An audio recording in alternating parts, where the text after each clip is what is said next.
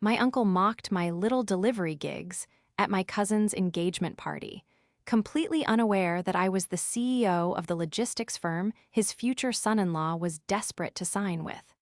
When the truth surfaced, their laughter died instantly. Before we continue today's story, we have an urgent announcement to make. Due to technical issues, we are pivoting towards another channel. Please subscribe to our new channel, Inherited Revenge. You can find the link in the video description, the pinned comment, and the collaboration tag on this video.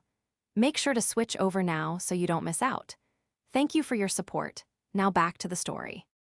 The fluorescent lights of the urgent care waiting room were buzzing with a frequency that seemed to vibrate right through my skull.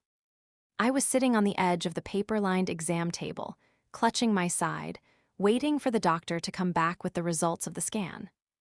I had been working 80-hour weeks for 3 years straight, pushing my body through caffeine, adrenaline, and sheer will, and today it had finally decided to push back. I was exhausted, dehydrated, and terrified that the sharp pain in my abdomen was something that would force me to step away from the helm of my company just as we were approaching the most critical merger in our history.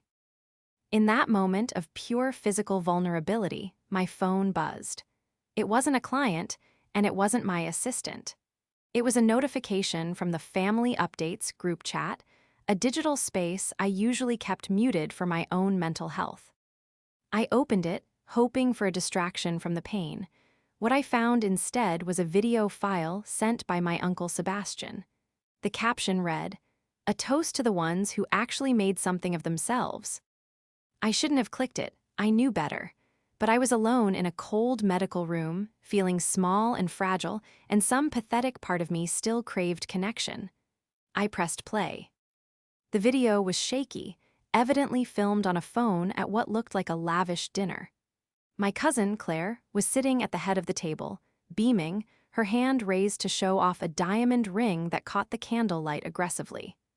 Uncle Sebastian was standing next to her, a glass of champagne in his hand, his face flushed with wine and arrogance. "To Claire," Sebastian bellowed in the video, his voice booming over the chatter, "who has secured not just a brilliant fiancé, but a brilliant future. Unlike some in this family who are still running around town dropping off cardboard boxes, Claire understands that success is about status." The table erupted in laughter. I watched, my thumb hovering over the screen, as the camera panned to show my aunt and several other relatives laughing along. "Seriously, though," Sebastian continued, grinning at the camera as if he knew I would be watching. "I asked Caroline if she wanted to contribute to the catering bill for the engagement party next week, and she said things were tight at the moment. Can you imagine? 32 years old and still claiming poverty because those little delivery gigs don't pay the bills." Claire giggled, taking a sip of her wine. "Dad, stop. It's not her fault she doesn't have the aptitude for the corporate world. Some people are just meant to be the help." "Exactly," Sebastian roared. "So, here's to Claire, who will never have to lift a box in her life." The video ended. I sat there, the silence of the exam room rushing back in to fill the void left by their laughter. The pain in my side was sudden and sharp, but it was nothing compared to the hollow ache spreading through my chest. I had just wired Uncle Sebastian $5,000 last week, money he claimed he needed for emergency home repairs. He had taken my money, the fruit of those delivery gigs, and used it to throw a dinner where he mocked me for being poor. I looked at the timestamp. They were eating dinner right now. They were laughing right now. And I was here, scared and alone, realizing that the people I had been trying to impress my entire life didn't just pity me, they actively despised me. The door opened and the doctor walked in, looking grim, but I barely heard him. The betrayal was worse than the diagnosis itself. The diagnosis turned out to be severe exhaustion and a stress-induced ulcer. The doctor prescribed medication, rest, and a strict reduction in stress levels. "You cannot keep burning the candle at both ends, Caroline," he had said, looking at me with genuine concern. "Whatever you're building, it's not worth dying for." I nodded, agreeing with him in the moment, but as I walked out to my car, a modest 4-year-old sedan that I kept specifically to avoid drawing attention. My mind wasn't on my health. It was on that video. It was on the $5,000. It was on the lifetime of sneers and backhanded compliments. I drove home in a daze. My apartment was quiet, a stark contrast to the raucous dinner party I had witnessed on my SCR. I didn't live in a mansion, though I could have bought the entire block my uncle lived on. I lived in a comfortable, secure high-rise downtown, close to the headquarters of Vertex Logistics. I sat on my couch, the bottle of pills in one hand and my phone in the other. The group chat was still active. They were discussing the upcoming engagement party, the main event happening this Saturday. Uncle Sebastian, make sure everyone is on time. Jason's partners are coming. We need to look impeccable. No casual wear. And for God's sake, someone tell Caroline to dress like an adult, not a courier. Claire, I invited her, Dad, but honestly, I hope she doesn't come. It's going to be awkward introducing Jason to her. What are we supposed to say she does? She drives a van. Uncle Sebastian, just tell Jason she's in transportation. He'll assume she drives a bus. It's better than the truth. I felt the heat rising in my cheeks, a mix of shame and fury. They truly had no idea. For 7 years, I had carefully curated a barrier between my professional life and my personal life. When I started Vertex, I was driving the truck myself. I was loading pallets at 4:00 a.m. I was the dispatch, the accounting department, and the janitor. Back then, their mockery hurt because it was true, I was struggling. But Vertex wasn't a delivery gig anymore. It was a supply chain solution for 3 of the largest e-commerce retailers in the country. We had a fleet of 400 trucks, 2 cargo planes, and massive distribution centers in 6 states. I wasn't driving the van, I was steering a $200 million ship. I had kept it quiet because I knew them. I knew that if Sebastian found out, the mockery would turn into begging. The insults would turn into entitlement. I wanted to be loved for me, not for my net worth. But reading their texts, seeing how easily they dismissed my existence while spending my money, something inside me snapped. The sadness that had weighed me down in the hospital room began to harden into something cold and heavy, like a stone settling in my gut. I typed a reply, my fingers trembling slightly. I'll be there. And don't worry, Uncle Sebastian, I'll dress appropriately. I hit send. I set the phone down and walked to the window, looking out over the city skyline. I could see the blinking red light of a plane in the distance, descending toward the airport. It was likely one of mine, a Vertex cargo jet, carrying tons of goods that kept the economy moving. They thought I was the help. They thought I was a joke. They thought they could take my money in private and humiliate me in public without consequence. But they had forgotten one crucial thing. To understand why their words cut so deep, you have to understand the history. After my parents died when I was 22, Uncle Sebastian became the patriarch of the family by default. He didn't take me in, I was already an adult, but he took over the narrative of our family. Sebastian was a man who believed that appearances were the only currency that mattered. He was a mid-level manager at a bank, a job he held onto with a white-knuckled grip while projecting the image of a high-rolling financier. He leased luxury cars he couldn't afford, wore knockoff designer watches, and spoke loudly to waiters to assert dominance. When I used my small inheritance to buy a used box truck instead of finishing my master's degree, Sebastian looked at me like I had smeared mud on the family crest. Manual labor is for people who lack intellect, Caroline, he had told me at a Christmas party, loudly enough for his friends to hear. You're embarrassing us. You look like a trucker. I swallowed the insult then, just as I had swallowed hundreds of others over the years. I worked 18-hour days. I missed birthdays, weddings, and holidays because if I didn't drive the route, the contract would be void. I sacrificed my 20s to build something real, something that produced value, while Sebastian spent his 40s leveraging credit to maintain an illusion. Over the years, as Vertex grew, I stayed silent. When I bought my first warehouse, I told them I was renting a storage unit. When I hired my first 100 employees, I told them I was working with a team. I downplayed everything. I did it partly to avoid their greed, but partly because I kept hoping that one day they would be proud of me, the person, simply for working hard. I was wrong. Uncle Sebastian didn't value hard work, he valued leverage. I spent the next 2 days recovering, drinking water, and working remotely from my home office. I had my assistant, Mark, run a background check on the venue for the engagement party and, more importantly, on the guest list. "You want a dossier on your cousin's fiancé?" Mark asked over the phone, his voice tinged with confusion. "Yes," I said, my voice raspy but firm. "His name is Jason. I don't have a last name, but he's a corporate attorney." "Why? Likely high level if Sebastian is bragging this much. He's in town for the engagement." "On it," Mark said. 2 hours later, an email landed in my inbox. Subject: Jason Miller/Miller and Associates. I opened the file. Jason Miller, senior partner, specializing in corporate mergers and acquisitions. My heart skipped a beat. The name was familiar, too familiar. I quickly opened my work laptop and pulled up the pending contracts for the acquisition of Bluestream Logistics, a smaller competitor we were absorbing to expand our West Coast operations. The legal firm representing Bluestream was Miller and Associates. I scrolled down to the signature page of the preliminary agreement. There it was, Jason Miller. I sat back in my chair, the realization washing over me like ice water. My cousin Claire was marrying the man who was currently begging my legal team to approve a buyout that would save his client from bankruptcy. Jason Miller wasn't just a lawyer. His entire year-end bonus, and likely his standing in the firm, hinged on closing the Vertex deal. And then I looked at the photo attached to Mark's email. Jason Miller, clean-cut, expensive suit, winning smile.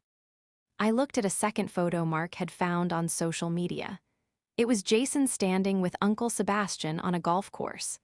Sebastian was wearing a polo shirt that was too tight, his arm around Jason, beaming with that predatory, desperate pride. Sebastian wasn't just happy for Claire. He was happy because he thought he had finally secured a connection to real money. He was likely already pitching Jason on investment opportunities or asking for loans. I closed the laptop. The pieces were falling into place. Sebastian had spent years mocking me for being a delivery girl, yet the very wealth he was so desperate to touch was sitting in my bank account, and the man he was pinning his hopes on was technically working for me. The irony was sickening, but it was also powerful. I stood up and walked to my closet. I pushed aside the hoodies and jeans I usually wore around them. In the back, protected by a garment bag, was a dress I had bought for the cover shoot of Supply Chain Weekly last month. It was elegant, sharp, and undeniably expensive. I wasn't going to the party to make a scene. I wasn't going to scream or shout. I was going to do exactly what Uncle Sebastian wanted. I was going to introduce myself to the new family member. I just wondered if Jason would recognize the name on the contract before or after Uncle Sebastian tried to humiliate me again. Saturday evening arrived with a heavy, humid heat that clung to the city like a second skin. I stood in front of my full-length mirror, smoothing the fabric of the midnight blue dress I had chosen. It was structured, architectural, and projected an air of authority that I usually reserved for boardrooms and shareholder meetings. For the first time in years, I wasn't dressing to blend in or to appear humble for my family's comfort. I was dressing as the CEO of Vertex Logistics. I fastened a simple platinum necklace around my throat, a gift to myself after we closed the Amazon partnership last year, and checked my reflection. The tired, pale woman from the urgent care clinic was gone. In her place stood someone cold, calculated, and ready. My phone buzzed on the vanity. It was Mark. "Caroline," his voice was clipped, professional. "I have the additional financial details you asked for regarding your uncle. It's bold." "Tell me," I said, putting on my earrings. "He's not just broke, Caroline. He's leveraged to the hilt. He's taken out a second mortgage on his house and he has 3 maxed out credit cards. But here's the kicker. On his application for a recent personal loan, which was denied, by the way, he listed himself as a silent partner in a logistics firm. He didn't name Vertex explicitly, likely to avoid a direct fraud charge if caught, but he's implying to creditors that he has equity in your business. I froze, my hand hovering over my clutch. He's claiming he owns part of my company. Implied ownership, Mark corrected. He's using your success as collateral for his debts. And regarding the fiancé, Jason Miller, I did some digging into the Miller and Associates merger deal. It turns out Jason has been bragging to his partners that he's marrying into a prominent business family. He thinks Sebastian is a wealthy patriarch. If Sebastian is exposed as a fraud, Jason looks like an idiot to his firm. His professional credibility is tied to this marriage, looking like a power move. "Thank you, Mark," I said, a dark smile touching my lips. "That's exactly what I needed." I hung up and walked to the elevator. The trap wasn't just set, it was baited with their own lies. Sebastian wasn't just mocking me to feel superior, he was mocking me to keep me down, to ensure I never realized that he was the one riding on my coattails, even if only in his delusions to the bank. I drove my sedan to the venue, a pretentious, marble-columned country club on the north side of the city. Valet parking was mandatory. When I pulled up, the young attendant looked at my 4-year-old Honda with a sneer that perfectly mirrored my uncle's. "Delivery entrance is around the back, miss," he said, barely looking up from his podium. I rolled down the window, the AC blasting cold air against the humid night. "I'm a guest. Keep it close." I handed him a $100 bill. His eyes widened and his posture straightened instantly. "Yes, ma'am, right away." Money, it was the only language this world understood. I walked up the grand staircase, the sound of my heels clicking sharply against the stone. The double doors were open, spilling golden light and the sound of a string quartet onto the patio. I paused at the threshold, taking a deep breath. Inside, I could see them. Sebastian was holding court near the bar, looking flushed and boisterous. Claire was showing off her ring to a circle of women who looked like they would rather be anywhere else. I stepped inside. The reaction was a slow ripple. It started with the people nearest the door, who stopped talking to look at the woman in the midnight blue dress. Then it spread. I saw my Aunt Linda squinting at me, her glass of Chardonnay paused halfway to her mouth. She nudged Sebastian. Sebastian turned. His smile faltered for a fraction of a second, a flicker of genuine confusion, before his default setting of arrogance slammed back into place. He excused himself from his group and waddled over to me, his tuxedo straining at the buttons. "Caroline," he said, his voice booming. He didn't hug me, he didn't kiss my cheek. He looked me up and down, his eyes landing on the dress with a mixture of suspicion and disdain. Well, look at you. Did you blow your entire tax refund on a dress rental?" He laughed, looking around to ensure his audience was appreciative. A few sycophants chuckled nervously. "Hello, Uncle Sebastian," I said calmly. My voice was steady, devoid of the defensiveness he was used to. "The venue is lovely." "It is, isn't it?" He puffed out his chest. "Only the best for Claire. We're expecting Jason any minute. He's wrapping up a call with a major client. Big league stuff, Caroline. You wouldn't understand the pressure of that world. It's not like missing a delivery window because of traffic." He smirked, waiting for me to snap, to cry, to leave. "I can imagine," I said simply. "I'm sure Jason works very hard." "He does," Sebastian sneered. "Now, try not to embarrass us. Go get a drink, and stay in the back. We have important people coming." I watched him walk away, feeling a strange sense of detachment. He was digging his own grave with every word, and he didn't even know I was holding the shovel. The party was in full swing. The room was filled with the clinking of crystal and the low hum of conversation that prioritized networking over connection. I stood near a pillar, sipping sparkling water, watching the performance. Uncle Sebastian was in his element. He was the center of attention, telling a story that seemed to be growing more elaborate by the minute. He had gathered a large crowd, mostly Jason's friends and colleagues who had arrived early, and was holding court. "Hard work," Sebastian shouted, raising his glass. "That's the key. I taught Claire everything she knows. In this family, we don't settle for mediocrity. We strive for excellence." He paused, his eyes scanning the room until they locked on me. He needed a prop. He needed a counterexample to make his own success shine brighter. "Well," he corrected himself, a cruel grin spreading across his face. "Most of us do. Some of us are still finding our way, right, Caroline?" The room went quiet. 30 pairs of eyes turned to me. "I was just telling Jason's partners here," Sebastian continued, gesturing to a group of men in sharp suits, "that my niece Caroline here is the backbone of the local economy. She drives a delivery van. Can you believe it? 32 and still doing those little delivery gigs. Hustling packages for tips." The crowd chuckled. It was an uncomfortable, pitying sound. "Hey, someone has to bring me my Amazon packages, right?" one of Jason's friends joked, nudging his neighbor. "Exactly," Sebastian laughed, emboldened. "Still doing those little delivery gigs. I asked her last week, 'Caroline, when are you going to get a real job?' And she just looked at me, no ambition. But hey, at least she showed up in a nice dress. Probably cost a month's worth of tips."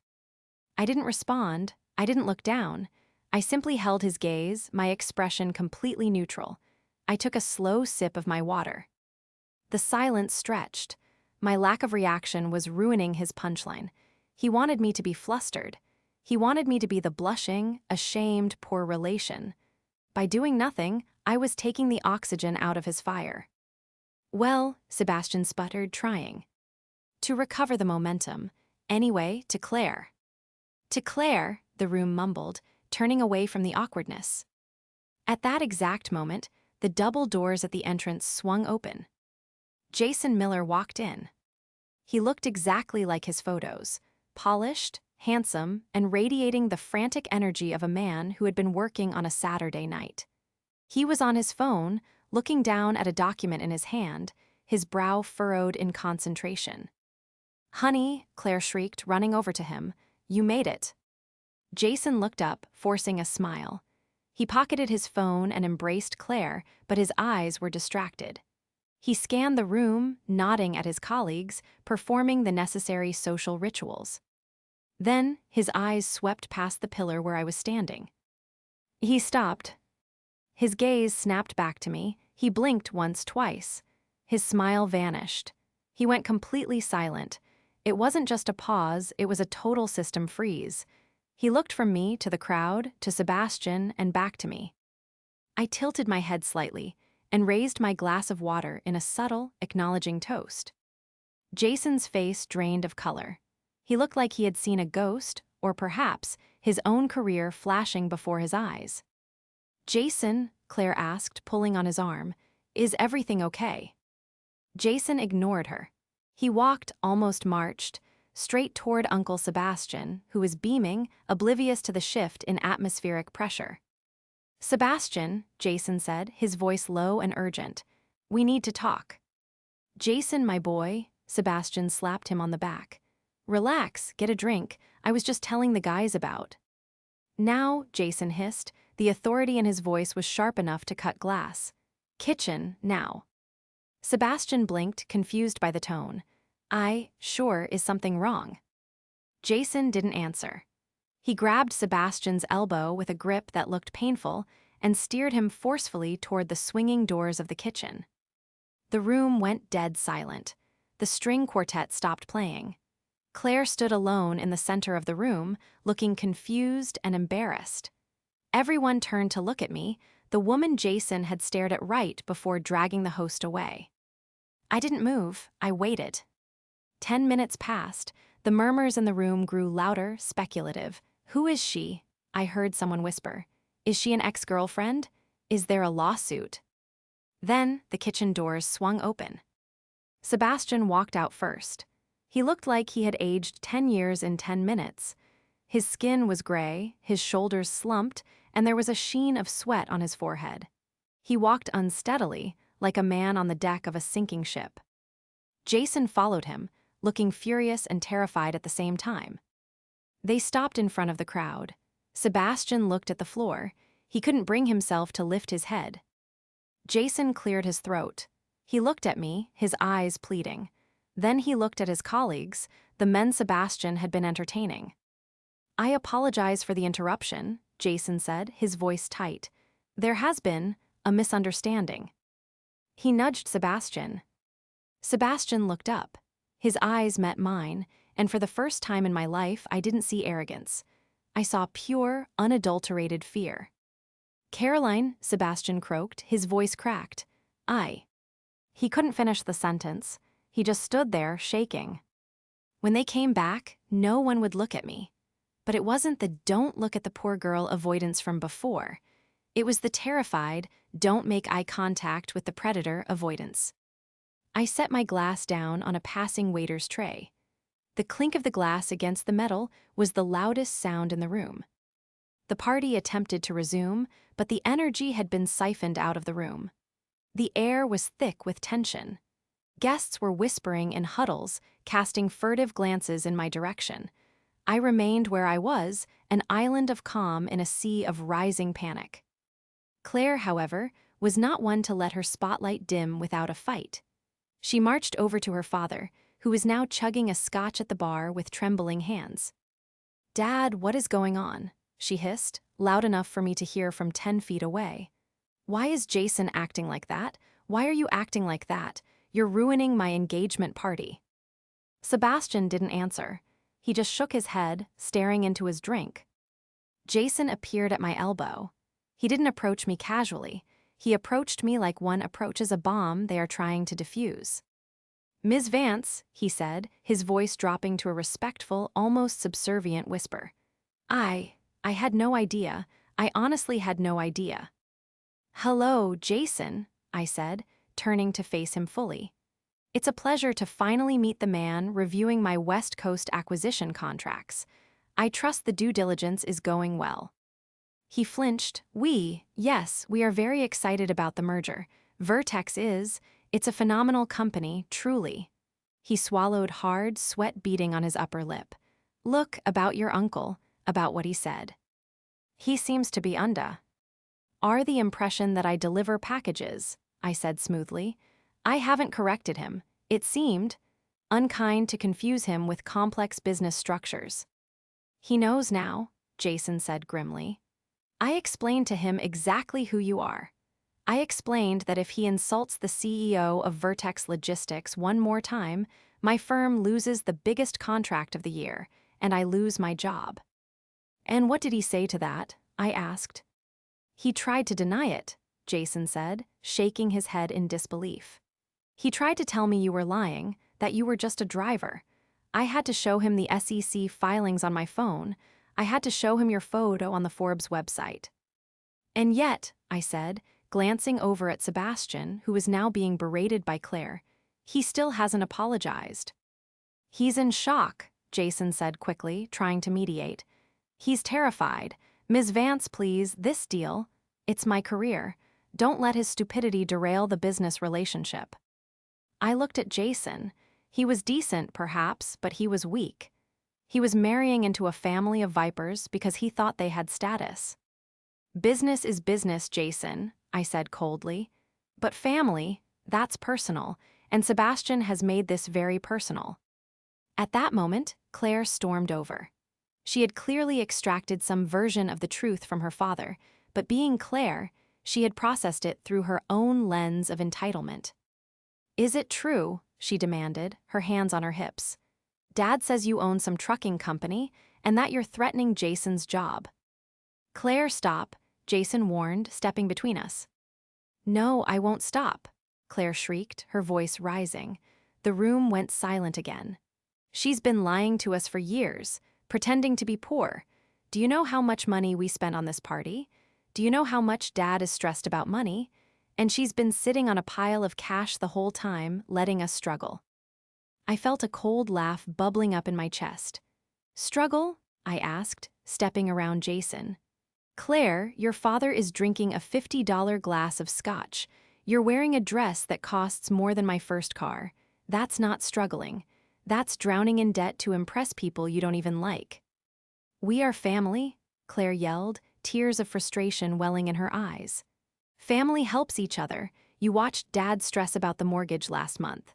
You watched him beg you for that $5,000 for repairs, which he used to pay the deposit on this venue. I interrupted, my voice cutting through hers like a knife. Claire froze. What? The $5,000, I repeated, projecting my voice so the entire room could hear. He told me his roof was leaking. He told me he was sleeping with buckets on his bed. I sent him the money because I didn't want him to live in squalor. But he didn't fix a roof, did he? He used my money, the money earned from my little delivery gigs, to pay the catering deposit for this party so he could stand here and mock me. The crowd gasped. I saw Aunt Linda cover her mouth. That's a lie, Sebastian roared, finally finding his voice. He pushed off the bar, stumbling toward us. She's lying, I never. I have the bank transfer receipt, Sebastian, I said, pulling my phone from my clutch. And I have the text messages where you begged for it. Do you want me to project them onto the wall? Or shall we discuss the loan application where you committed federal fraud by listing yourself as a partner in my company? Sebastian stopped dead in his tracks. His face went from red to a sickly white. Jason whipped around to face Sebastian. You what? Jason whispered. You listed yourself as a partner on a loan application. It was a misunderstanding, Sebastian stammered, backing away. I just meant, spiritually, as a mentor. That is fraud, Sebastian, Jason said, his voice trembling with rage. If that comes out, my firm does background checks on family for partnership tracks, if you committed fraud involving my client. Jason looked at me, then back at Sebastian. The realization hit him. The wealthy patriarch he thought he was aligning with was actually a liability that could destroy his legal career. You're not just broke, Jason said, his voice rising in horror. You're a criminal liability. Jason, please, Sebastian begged, reaching out a hand. It's just paperwork. We can fix it. Caroline can fix it. She has millions. She can just sign a paper saying I'm a consultant or something. He turned to me, his eyes wet with desperate, pathetic hope. Caroline, sweetie, you can do that, right? Just for the bank. It's no skin off your nose. You wouldn't let your uncle go to jail. You wouldn't ruin Claire's wedding. I looked at him. I looked at the man who had mocked me since I was 22. The man who called me a failure while spending my charity. The man who was now asking me to commit perjury to save his ego. Uncle Sebastian, I said softly, I think you've misunderstood something fundamental about my business. What? He breathed. I don't carry dead weight. The silence in the room was absolute. Even the ambient noise of the country club seemed to recede, leaving only the three of us standing in the center of the polished floor. Sebastian, broken and begging, Jason, horrified and calculating, and me, finally, visibly, in control. Sebastian's face crumpled. Caroline, please, don't do this, we're family. We were family when you made that video, I said, my voice steady but carrying to every corner of the room. We were family when you told your friends I was a failure. We were family when you took my money and laughed at me behind my back. I was joking, Sebastian wailed, his dignity completely gone. It was just a joke, a little ribbing, you know how I am. It wasn't a joke, Sebastian, it was contempt, I said. And frankly, I could handle the contempt. I handled it for 10 years, but fraud, dragging my company, my employees, my reputation into your financial mess. I turned to Jason. He was staring at Sebastian with a look of pure revulsion. Jason, I said, my legal team is already drafting a formal cease and desist regarding Sebastian's claims of ownership. We will be notifying the bank that the information on his application is false. I imagine they will want to speak with him very soon. No, Claire shrieked, lunging forward. She grabbed Jason's arm. Jason, stop her. She's ruining everything. Make her stop. Jason pulled his arm away from Claire as if she burned him. Stop her. Claire, your father committed fraud. He implicated my client. Do you have any idea what this does to me? If the partners find out I'm marrying into a family that is actively defrauding the companies I represent, I'm done. I'm disbarred. Claire stared at him, her mouth open. But the wedding. There is no wedding, Jason shouted, the veneer of the polite lawyer finally cracking. Look at this. Look at your father. He's broke. He's a liar. He's been playing me for a fool for 6 months, pretending to be some big-shot investor so I'd pay for dinners, for trips. He turned to Sebastian, his face red with fury. I paid for the engagement ring, didn't I? You said you'd wire me the half for the dowry next week. That money doesn't exist, does it? Sebastian looked down at his shoes, weeping silently. Does it exist? Jason screamed. No, Sebastian whispered. The sound of the word no hung in the air. Jason let out a short, hysterical laugh. He reached into his pocket, pulled out his car keys, and looked at Claire. I'm leaving, he said. Do not contact me. Do not come to my apartment. My assistant will be in touch regarding the return of the ring. Jason, Claire sobbed, reaching for him again. Don't, he snapped. He looked at me, his expression shifting to one of professional terror. Ms. Vance, Caroline, please know that Miller and Associates had no knowledge of this. I will handle this personally. I expect you will, Jason, I said coolly. I'll see you at the closing table on Monday, alone. He nodded, swallowed hard, and walked out of the room without looking back at his fiancé. Claire collapsed onto a chair, sobbing into her hands. Her friends, the bridesmaids who had sneered at me earlier, stood awkwardly, unsure whether to comfort her or flee the sinking ship. Sebastian stood alone in the center of the room. He looked small. The bluster, the arrogance, the booming voice, it was all gone. He looked up at me, his eyes red and swollen. Are you happy now? He whispered. You destroyed us, your own flesh and blood. I stepped closer to him. I wasn't angry anymore. I just felt a profound sense of closure. I didn't destroy you, Uncle Sebastian, I said, my voice soft enough that only he could hear. I just stopped paying for the costume you were wearing. I turned around and walked toward the exit. The crowd parted for me like the Red Sea. No one said a word. No one laughed. They just watched the woman in the midnight blue dress walk out of the room, leaving the wreckage of their illusions behind her. The fallout was swift and brutal, just as gravity always is. By Monday morning, the engagement was officially off.